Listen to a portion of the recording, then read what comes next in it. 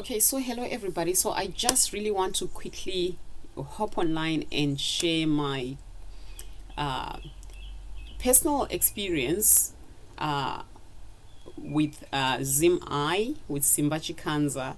And I know that there's a lot of talks going on around in the Zimbabwean community, especially on social media, about Passion Java and Simba Chikanza. I have to say, devils from the same mother, really, because Passion Java from the other end, I have to say you need to stop all that nonsense of manipulating people. And I know that how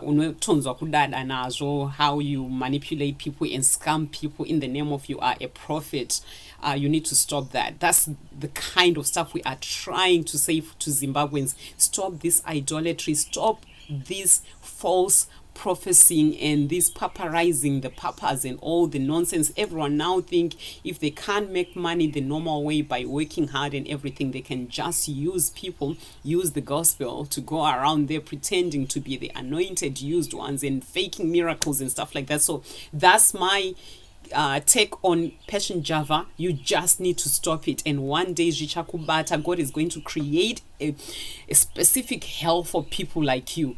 I don't know why you keep doing that. And I know there is actually a group of people that I know, some of them are my friends on Facebook, who are actually close contacts, close friends with Passion, and they kind of like influence each other and tell each other and create strategies on how to make money using the Bible, using the gospel, using people in the church and mobilizing people to follow them and stuff like that. You need to stop it.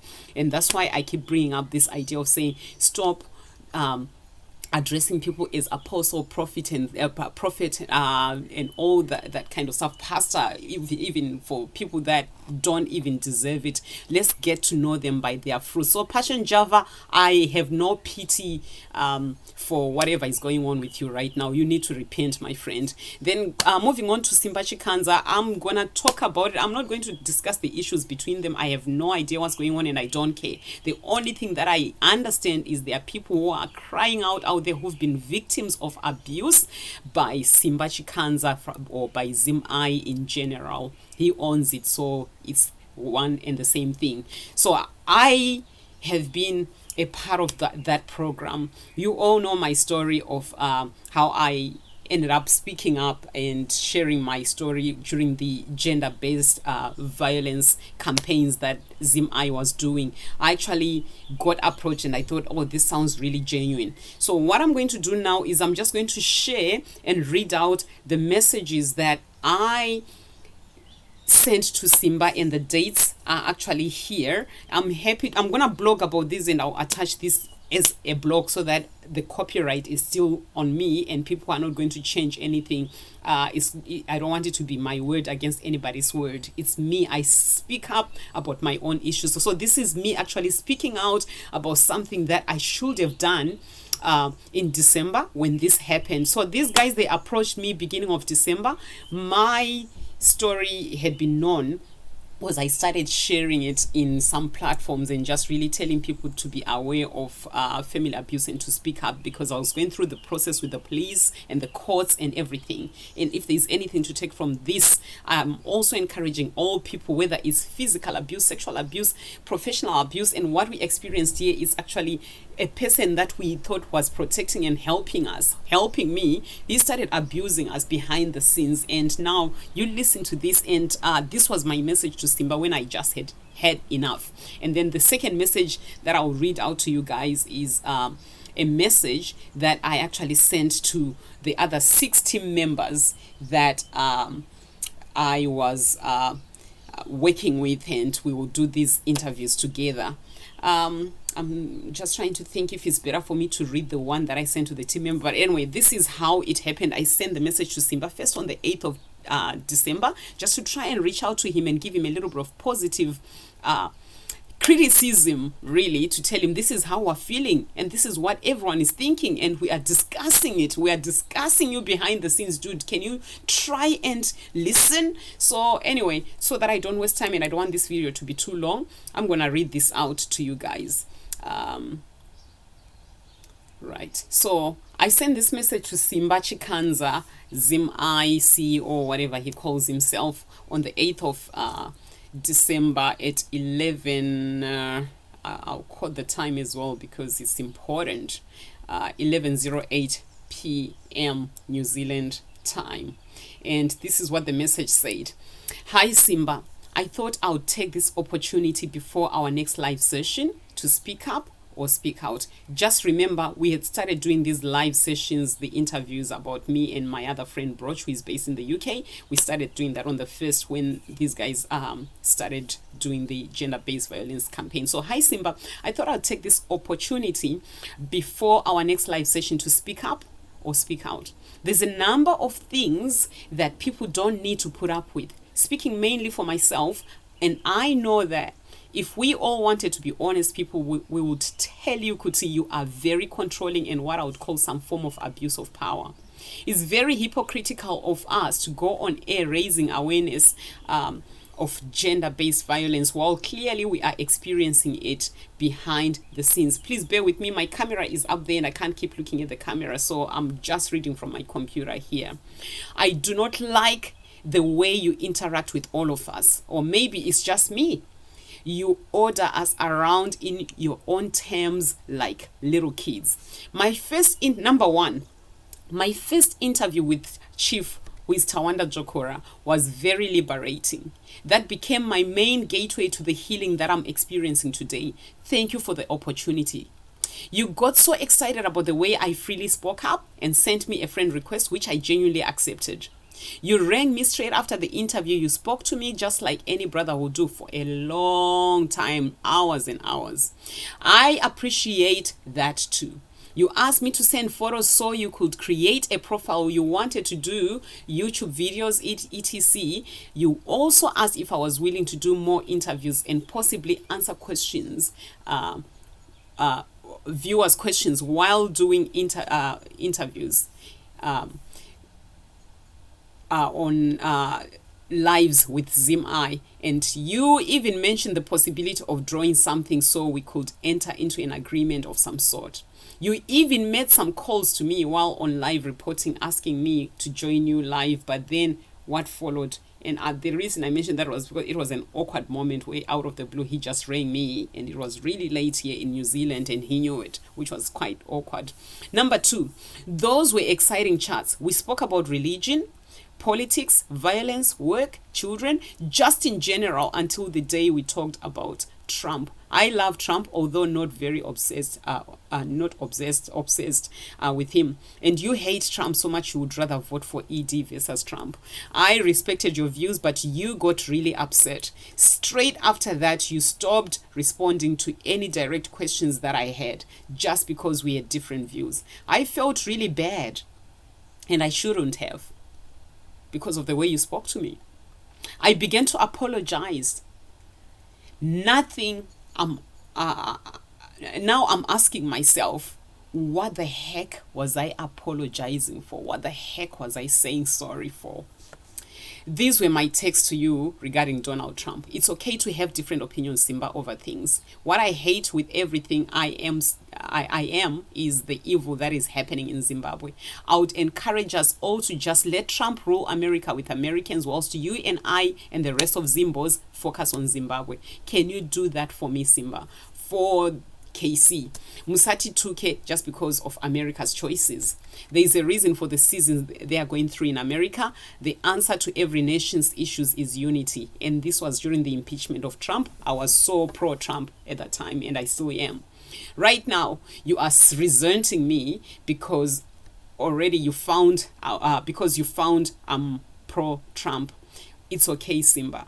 That was part of my message. Straight away, I begin to think, can you still believe in everything we discussed prior to knowing I support Donald Trump? You were in high spirits, my sister Ketina. Yes. You know, what will you do now with the differences now, which seems to mean a lot to you? I don't obsess over politicians whatsoever. Even Chamisa, I would support him, but Paatadzawo, I would tell him my peace of mind. Tikati, he is perfect, who would be lying, while unapologetically I have zero tolerance to anything done by ZANU-PF. Message 2, just remember, Simba, you are not always right, and neither am I. Right now, I can't even argue whether you are right or wrong. Maybe we are both wrong, or maybe we are both right. Moving on. Do you still want my blogs, ideas, and or a few minutes to discuss gender issues on your Zimeye program? Or has this Trump talk changed your views of KC, which is of Ketina? Either way, I would rather know now. The gender-based violence is a separate issue, but if my political views regarding Trump are affecting our discussions on other issues, I'm happy to hear your honest response. You know, I live in New Zealand, you live in the UK, Trump is in the USA, we are from Zimbabwe. One common thing is we both believe in Jesus. And I had mentioned that being Chamisa fans, but I'm no longer a Chamisa fan. You are still one of my favorite brothers from the Zimbabwean media, even though you are not a Trump fan. But that has changed. I actually meant to just joke with him then. End of messages. Number 3, I also say to him, you did not respond to any of this directly. I just noticed arrogance, ignorance, passivity, more control from you. Then the issue of my son's dad contacting Zimeye, I have to say, Chief Tawanda Jokora handled that so well with maturity, with professionalism, but your attempts to undermine any decisions made without you was reflected through your responses to Tawanda. You think you are always right and believe you have to call all the shots about everything all the time regarding the programs and interviews. Those are my real life issues, not just some news headline. Okay, that was me telling him. Point number 4 on the same message. It was a very long message, please bear with me. The way you order us around to go on live videos when it suits you, that's very unprofessional. Plan ahead, Simba. You are dealing with people who have a life outside the media, but you think we all have to work our times, commitments, and sometimes even our emotions have to be suppressed to do what only works for you when you are available. Videos can go on for 6 hours. No one can stop it once you've started it. Share that control with somebody.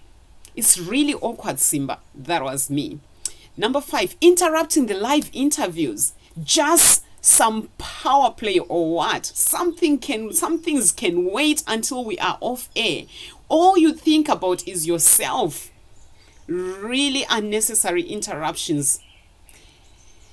Number 6, the importance of debriefing prior to going live. To know how Mainiko, how Tawanda, how Broj, how Ketina, how Mdaro B and yourself really are, so we can connect as a team. You probably don't even realize how not okay you are, Simba, because you never check in with anybody. Jema, 800 pounds for hotel accommodation per night was rubbish talk, considering there was a bit of tension amongst the team. So who cares about hotels? And in moments like those, not me, I was upset, Simba. So he had come in and just, we were all upset and worried, concerned about something. Instead of addressing those issues, he started telling us about his hotel costing him 800 pounds and joking about it and making it appear like as if we were all okay. Very arrogant fool. Number 7, I say to him, lack of respect. As long as you get what you want from people, nothing and nobody else matters. I'm aware that you are in business, but that's not an excuse to disrespect those who work with you and for you. No man is an island, Simba. You can't do everything by yourself, but trusting that people are actually doing great work to genuinely support your business rather than only complimenting when it suits you, or to use them more when it's convenient to you. It will be a good start for you to start complimenting people and respecting them. That is control and abuse of power that I've noticed with you. And I have to say this. I may be going through some stuff. That was my number 8. But it would be so wrong for me to pretend that I'm okay with the way you treat us, Simba. I have not been okay with the interviews for the last 3 days, especially when I witnessed the way you told off Chief Tawanda Jokora about the light that was behind him.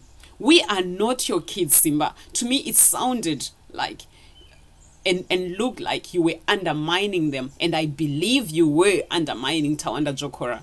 Each time we disagree with you, you override our responses to you and still do things the way it suits just you. I asked a question this morning, my time in New Zealand, is this gender-based violent activism a thing, a priority for Zimeye, or you're just doing it to tick a box? Don't waste our time and emotions if it's not your thing, Simba. It does not make sense that we can have a talk show warning others about gender-based violence, talking about abuse, while clearly we are experiencing it severely from Zimeye, from you, Simba Chikanza. I believe you are very controlling. That was me commenting. And if not addressed now, I would end up with another abuse in another abusive situation. It's not too late for you to change, Simba Chikanza. The way you do business with people has to change. You can take this as my feedback, my way to feedback to you and Zimeye, and move on as a team, or just tell me to walk away, please. Keep it real. Ngati shande zvakanaka, no pressure, no hidden agendas. Remember, the truth sets us free. Simba saw this on the 9th of December. Remember, I sent it on the 8th, which is my time here in New Zealand. He saw it on the 9th of December. And there was no reply. So we tried to do another interview, which didn't really work, I have to say. So I got frustrated, and people started asking me and kind of like really pressuring me, because I think Simba couldn't contact me directly after that message. So he started asking the other team members to call me, contact me, ask me to come live. So all they were saying is, Ketina, are you coming? Ketina, are you coming to finish off the last 3 days? Ketina, are you coming? And I responded by saying this. So now this is a message that I sent to the rest of the Zimeye team. There was like 6 of us. So there is Tawanda Jokora, whom they call Chief. There is Mainiko, who is one of the ladies who works there. And then there is also Mdara Wekwabi. I think he was one of the popular ones there who was doing some stuff there as well. And then Simba. And then Broach, who was my sort of like other person who was coming in for the interviews, because she had like a really strong past experience of gender-based violence as well. So anyway, this was my message to the group. And Simba was in that group too. So when they said, Ketina, are you coming? Hey, ladies, are we doing the live? This was my response. What are the terms and conditions? There's things we need to discuss before we can say yes or no. Continuing the program is good for viewers and Zimbabweans in general. So that was me just being honest. And then I said, in Indati, there is a lot of behind the scene hypocrisy going on with Zimeye. Let's discuss that nonsense before I take it to the blog or give it as a story. This description here about Trump from Simba sounds like he was describing himself. So this is what Simba had said to the group. But Trump is a pretender, only after his own belly, his pocket, and getting as many women as he can seize. No principles at all. The worst human being since Hitler. How can we rely on such a wretch? And this was just a comment he sent because we were discussing about how Boris had won in the UK, and Simba decided to bring in his Trump hatred here to the group just a few minutes before we went live. We were meant to be going live. So I responded to that by saying, it is not up to you, and it's still part of the message that I'm sending to the group. It is not up to you, Simba, to change our political views. You have taken this too far, yet you are the biggest narcissist hiding in the name of journalism. These were my words to the message to the group. As for the rest of the team, you all know and you have told me about the works of Simba, some good, but right now I see mostly bad. And as we speak, it disgusts me and saddens me at the same time that you allow him to treat everybody like shit in the name of reporting news. If you all could use your 5 senses and realize that I have only done stuff with you guys for no longer than 2 weeks, but I've openly spoken out about Simba's behaviors and the way he treats us, which you all know about more than all of you, but I've spoken about it more than all of you, but yet You have told me so much about what the same Simba does or has always done. That is pure hypocrisy from you as a team, as teammates. Hanzi ndo zvaari. That cycle will have to stop. Ndo zvaari kuti chinyi chacho. I have shared my stories to be liberated from abuse. It would be so hypocritical of me to tolerate this nonsense now in the name of Zimeye. Help me to speak out. Yet the reality is behind the scenes we are suffering. Taurai pachena. Kwete zvakawanda. Truth is, if we can't discuss these issues openly, Simba wacho achinzwa muri kutyei. It's like an abused woman anochka kutorerwa maintenance. I am not doing anything more with you guys until we discuss these issues and have some clear terms and conditions on how to treat each other to stop this behind the scene abuse, including kuti hapana kushandisana vanhu zvemahara while you pay £800 per night in hotel fees. And this message, I sent it on the 13th of the 12th, 2019. Simba saw the message on the same day, but he exited and left the conversation, left the group without saying anything. So I have not received any sorry about this. I have not received anything at all, no explanation whatsoever to all these messages. We just went silent on each other, and that was the end of my time with Zimeye.